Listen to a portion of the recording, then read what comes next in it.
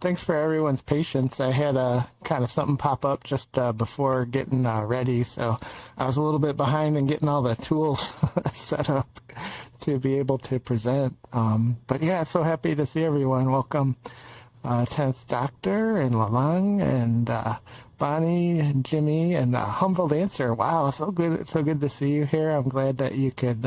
It sounds like clearing the cache was what really helped in that. Yeah, and updating.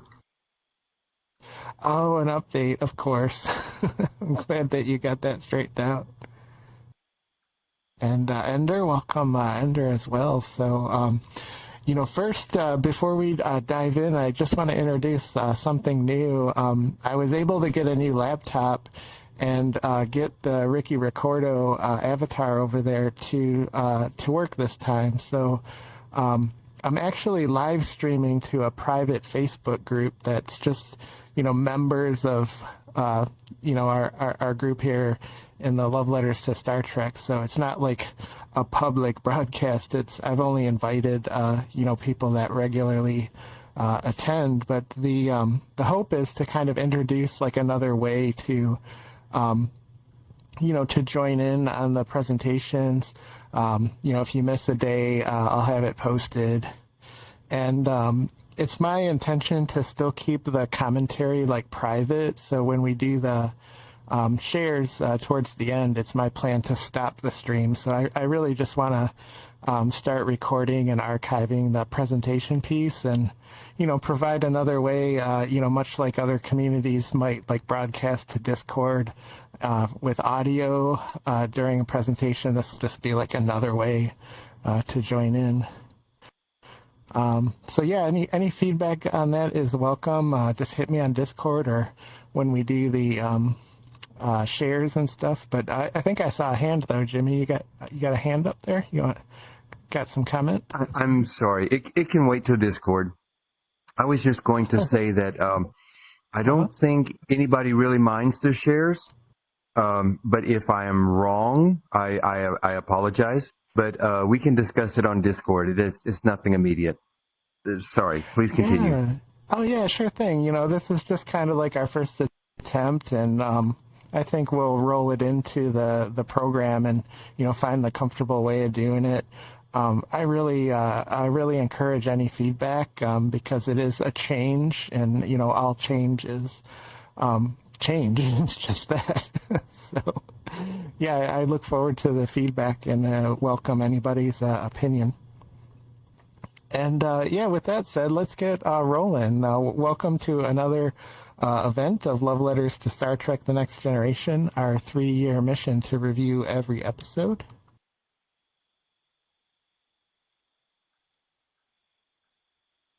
And, I just like to keep this up here as a moment to appreciate the togetherness and the community of this watch through of Star Trek The Next Generation. It's turning out to be one of my favorite things to do. And I even think down the road when we all get, older and more senile, like I'll look back on this as something I was really happy we started. And if we ever do get to the Alzheimer's point, one of the benefits of that is we could just do the same episode every night, so we'll never run out of content. So just a way to say thanks. I really appreciate seeing everybody here. And tonight's episode is going to be Attached. So getting kind of firmly into season 7 here.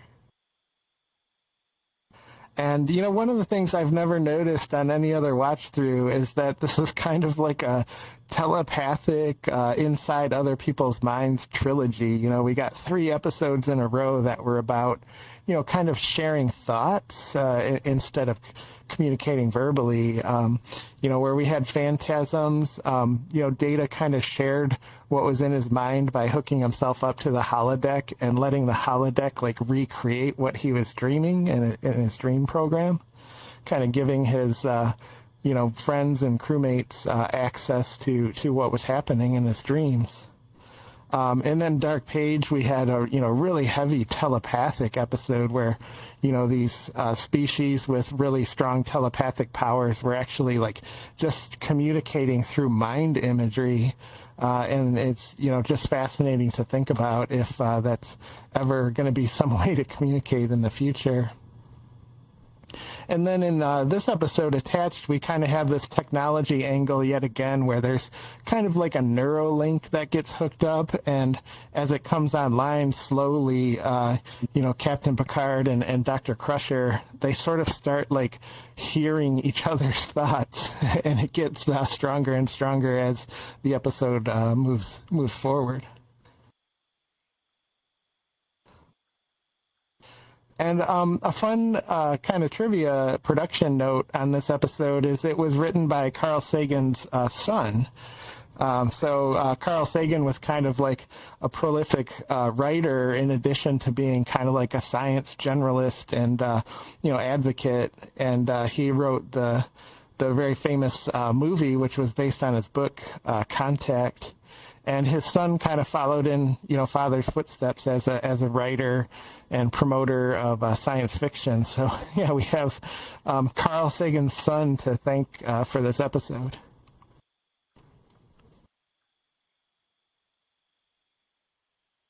And the general synopsis of this episode is this world applies to become a member of the Federation, but they're not like under a unified government.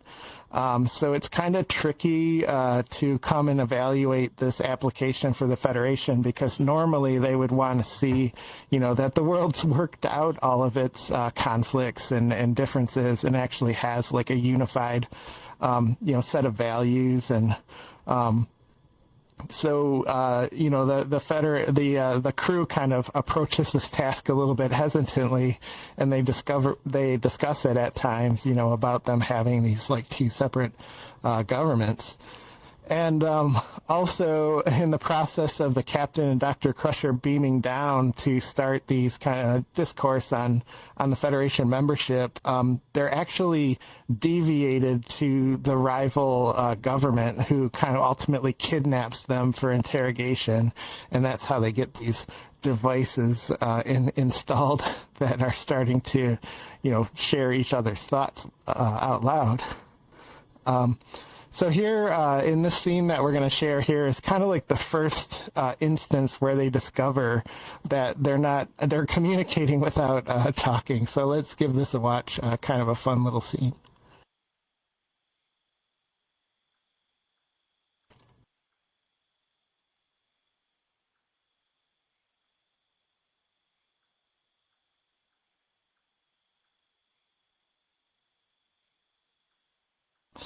So there we've captured the scene, the moment where they first kind of discover that suddenly their thoughts aren't private. And, we talked a little bit about this in the episode of Dark Page last week where, how would communication and connection and friendship and relationships change if like suddenly every thought was like kind of out there, anything you thought was like, broadcasted to the people around you. And, we kind of talked about like the pros and the cons, and actually there were some pros as to like, if we could just kind of accept and embrace that level of honesty, even though it's kind of uncomfortable sometimes what, someone might think, it might be offensive or, hurtful. But if, with practice, what would it be like if we just had like no shields, every thought, everything you think about everything is kind of out there, for friends and, relationships to grasp. And I thought this scene kind of demonstrated a little benefit of that honest communication where when Picard was noticing that she was feeling fear, this kind of daunting feeling of having to climb, up this chasm, he heard it, and he, turned around and noticed that, she needed, a little bit of support to try to overcome the fear. So, that probably would have never come up if, if they didn't have this link. You know, she probably would have just kept it to herself and powered through. But because of the telepathy, you know, she got that support from a trusted friend.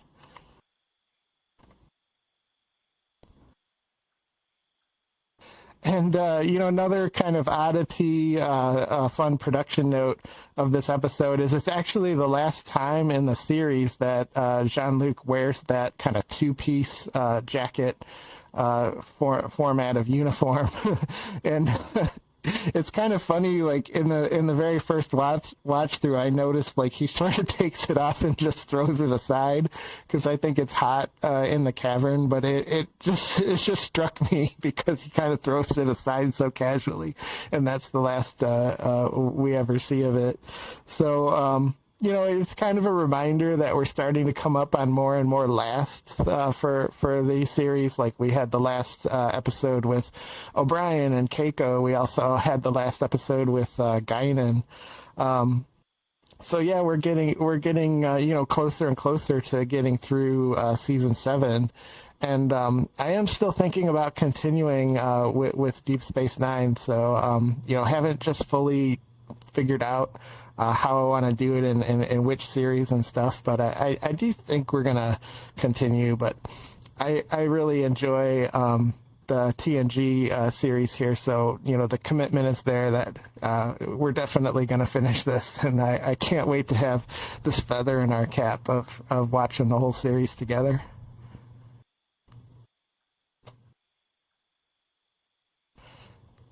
And this scene here kind of really struck me as Commander Riker is really starting to understand what he's dealing with these governments that are holding Picard and Beverly captive. So I just thought this was like a wonderful Jonathan Frakes moment. Let's take a moment here to check out the scene.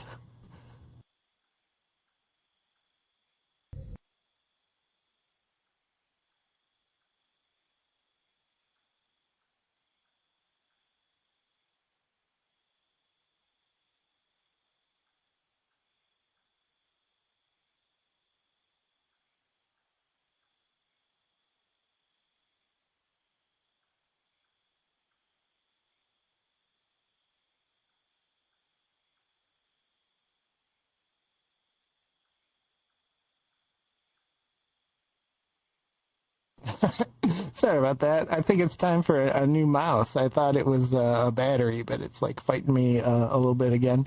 But yeah, what I really like about that scene is it does a good job of establishing that these petitioners for the Federation, they have this kind of almost like paranoid and very guarded presence.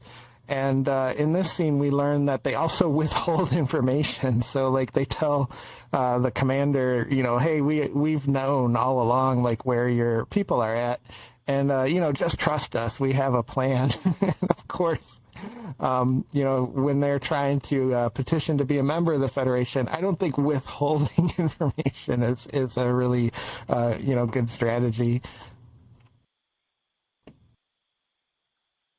And you know, I also want to tip my hat to the background extras that I think add so much atmosphere to this show. You know, while they're having this, excuse me, scene of dialogue, there's somebody just sort of, you know, going about their duty at the engineering station. You know, obviously just doing something to keep the ship, you know, operating, but you know, also can't like help overhear this conversation that's happening, like, you know, right in her space. So I just loved the mix of her, you know, going about her duties, but also like kind of reacting to like what's happening in the conversation around her. And there's this point in the conversation where he's just kind of heard enough, and he kind of looks at her like, are you also like hearing this? And I think it's a credit to, you know, Jonathan Frakes as an actor. Like, you know, sometimes you know, people say like, oh, Jonathan Frakes like might not have been like the best actor on the team, but I think after like season 1 and 2, where he sort of started incorporating more and more elements of just himself into his character, I felt like this was a moment where, you know, any other actor, the scene would have totally played out different, and they might not have even interacted, with the person at the console. But because it's Jonathan Frakes and he is who he is, he sort of includes her in the moment, and I think that's just a total like Jonathan Frakes, moment right there.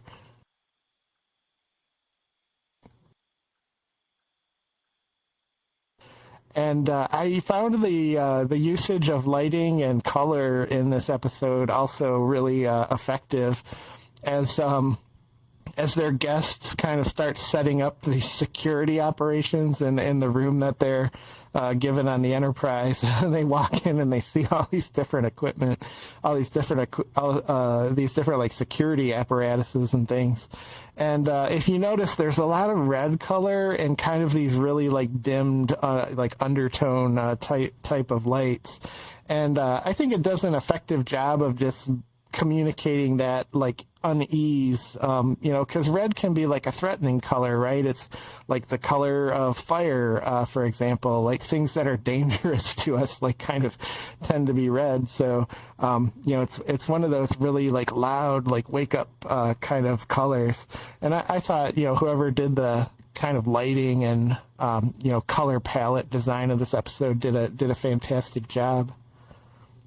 And also want to welcome in Claire. Good to see you. I'm so happy that you're able to beam in. Good to see you. Thank you. Glad to be here. Yeah, wonderful.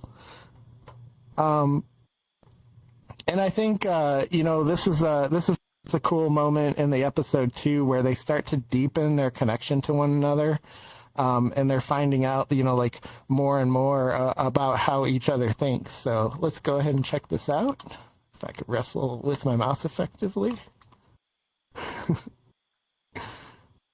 There we go.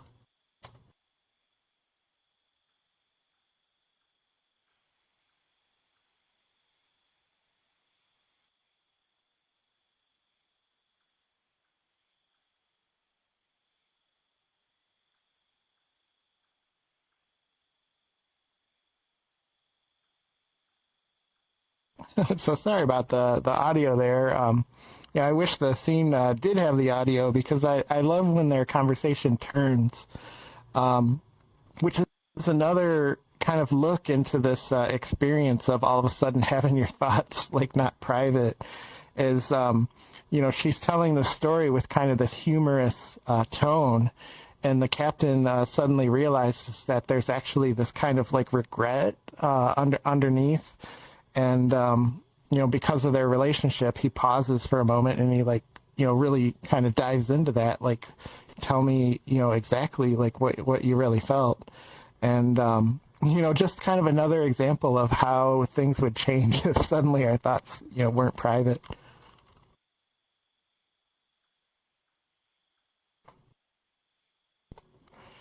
And there's this moment, kind of a blink and you miss it. And I wanted to point it out because I think there's such a reward in watching the series chronologically and not like skipping through episodes.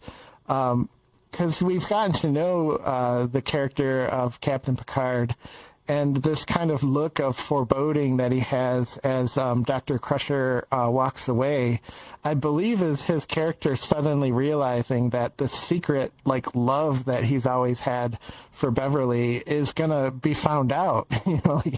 He never wanted her to know because he felt ashamed, in how he had been a part in her husband's, death on duty. I think he was like a commanding officer or maybe part of the OA party or something. But, Wesley, like, kind of always held that, bit of animosity that comes out in a different episode towards the captain for playing a role in losing his father. But, it's dawning on him now that as the Neuralinks kind of increase in capability, that sooner or later she's going to find out that he, how he really feels about her.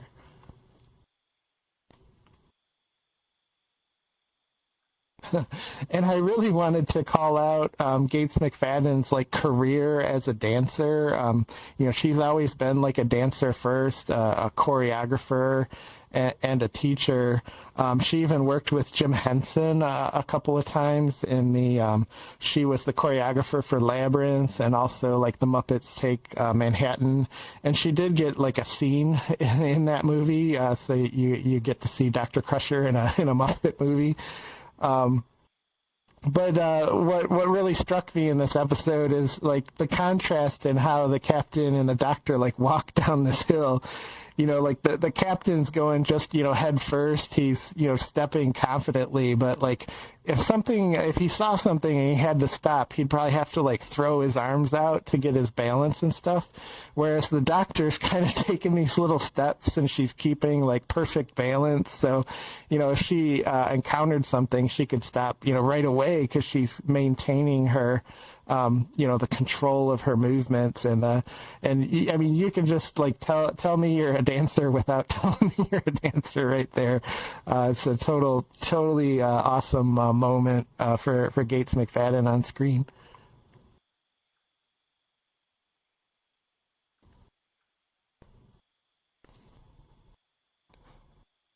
And the moment where the kind of the relationship really breaks down, like finally happens, is they're trying to get cooperation and how to find the captain and the doctor. They finally fess up that they had a plan, but it doesn't seem to have worked. And the acting Captain Riker is, well, okay, now it's time for us to step in, right? And they really get in kind of a little bit of an argument. And this is when, Riker tells him how he really feels, and he's like, all right, don't let the transporter hit you in the butt on the way out.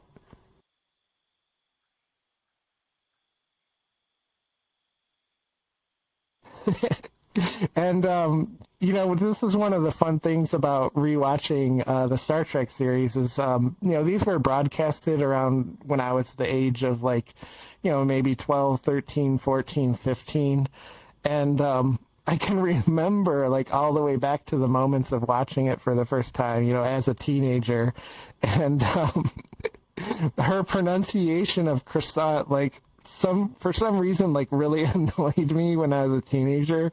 And obviously as a theoretically full-grown adult now, I'm just like, oh, that's the real French pronunciation of the word, and I wouldn't really think much of it. Every time I see this scene now, I feel like I'm taken back to that like young annoyance that I still remember.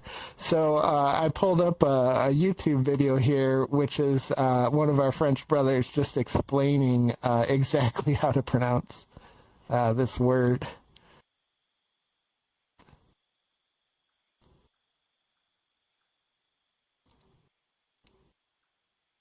And if we get through the ad here. When you write, your tone influences how readers respond. With Grammarly, just highlight your text and type how you want to sound. Get your message right every time. At the end of croissant is definitely silent, so do not say croissant, but rather croissant.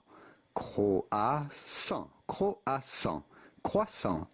It'd be fine if you cannot pronounce the French R to say croissant. Croissant, croissant. Here are more videos about how to pronounce French correctly and learn more about French and the world of wine and French pronunciation, luxury brands, and much more. I will see you soon in the world of French pronunciation. Au revoir. Bye-bye. So there we have it from an authority. I originally thought they dropped the R, but now I noticed that there's like a sound where there's like an O and R together. I thought it was saying croissant, but you can almost hear the R, and I think it would take a lot of training and practice to kind of get the R in there. It's one of those things that a native speaker will know what you're going for, but they probably won't hear. Like that's how our accent sounds, is we don't really have that, kind of muscle memory to produce that sound.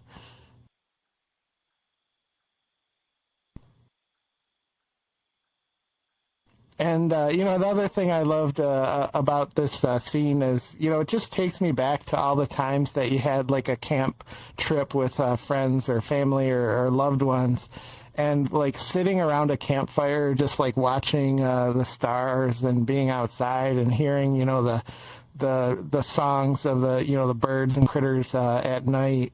What a wonderful thing to do. And I haven't done it for a while, so I'm trying to find an excuse now to go make it happen.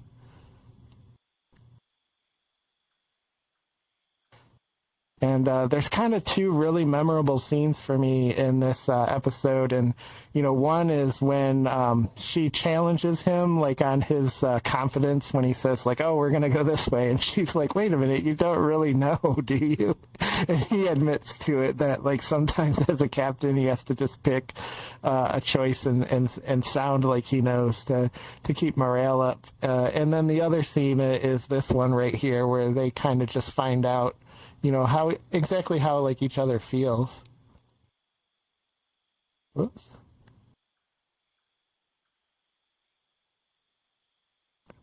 And I might have not put my link there, so bear with me here. Let's just do it the old-fashioned way.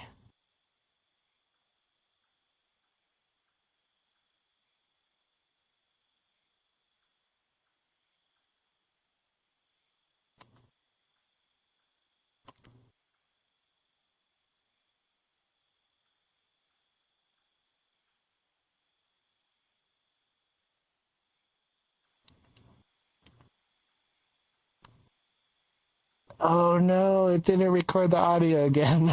I'll have to check into that. I won't subject you to the scene without audio. I think, it's one of those scenes that I think really needs the audio. So I'm sure you've seen the episode, and I'll just kind of go through the points and verbally here. So let's get our presentation back going.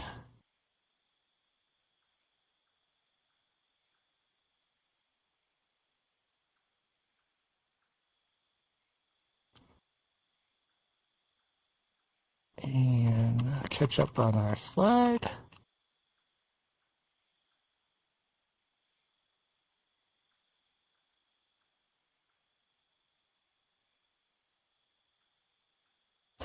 So basically we have kind of the really intimate moment during that campfire scene as they're just kind of casually talking and reminiscing. And as the conversation comes closer and closer to her, her husband who had died, she senses these really strong emotions that he's just trying like not to reveal. And she's like, don't hold it back. Like, I want to know. And, we find out that the captain fell in love with Beverly while she was still married to his best friend. And because he had those feelings, he felt, really guilty. And he started at that point to try to avoid her because he just wasn't feeling, comfortable. It was like, that's somebody he wants to be with, but, she's already with my best friend, and that's that. And he even tried to prevent her from coming aboard the Enterprise because he wasn't sure that, it was still a good thing or not. But he kind of reconciled his feelings, but still, like, never let her know. And I actually think she was surprised to learn this, that she kind of viewed him always as a friend. And, maybe she was curious at times about, like, what would happen if the two of them, really kind of went deeper than a friendship. But I think, like, to learn so directly that he really does have these feelings for her, like, sort of shocked her. And she wasn't really sure how she felt about it. But this writing of like different relationship aspects in Star Trek is always something I kind of wrestled with because I really loved like the heavy sci-fi elements, these like golden age sci-fi themes that Star Trek does so well. And whenever they dive into like relationship stuff, I'm like, no, like let's get back to the sci-fi, the intellectual stuff and the adventure and the discovery. But I'm finding like more and more that I am like making peace with it, because I do think there's all these like human elements attached to it, and I never really like appreciated it on like younger watch throughs. So like as we're watching it through this time, I'm starting to feel like more and more room and appreciation for it. And that's what makes me kind of excited about maybe doing Deep Space Nine, because I know the writing sort of takes a shift like more towards character focus. And I'm thinking that I'll really enjoy Deep Space Nine like even more than the first time I watched it.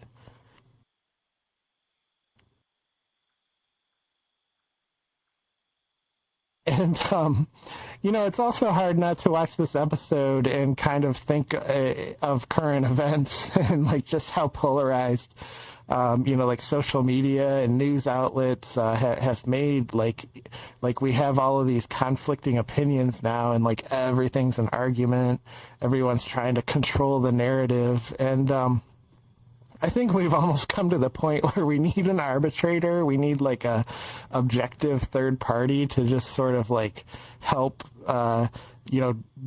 people with different values like start to see that, you can coexist and, allow the strengths of the others to, to rise and be a part of everything. So I don't know what form, the metaphorical Commander Riker would take there, but I do think we're getting closer and closer to really needing some kind of authority like outside of the current, situation that can come in and objectively like negotiate.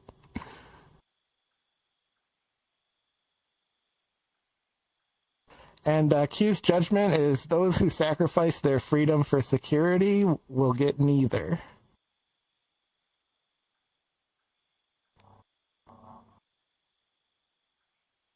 And, I thought this was a really good episode. I actually have what we called there the Mindful Trilogy, Dark Page, Phantasm, and Attached up on our season rank as 1, 2, 3. Because they were not only interesting episodes, but it was interesting to see them all like rolled together.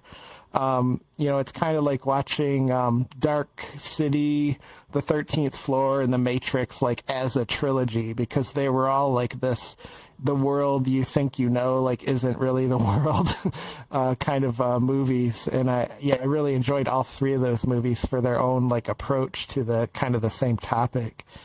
And in other news, I'm kind of, retroactively updating the list here, but I actually did put Dark Page on the series rank. It's an episode that I don't find discussed very often, and as I rewatched it, like I just felt like this episode is so good that I wanted to make sure that we put it on the list. So I was really bummed out to lose season 1's the episode with the Traveler where no one has gone before. I wanted to keep that episode for the series rank, but Dark Page was just too good for me. I couldn't resist getting it on that series rank. And with that, let's go ahead and go into some open discussion. But before we do, I just want to stop the stream. I want to make sure if anybody has anything that they wanted to share, that it's not going outside of the group through a stream. So just a moment, and I will stop that and come right back.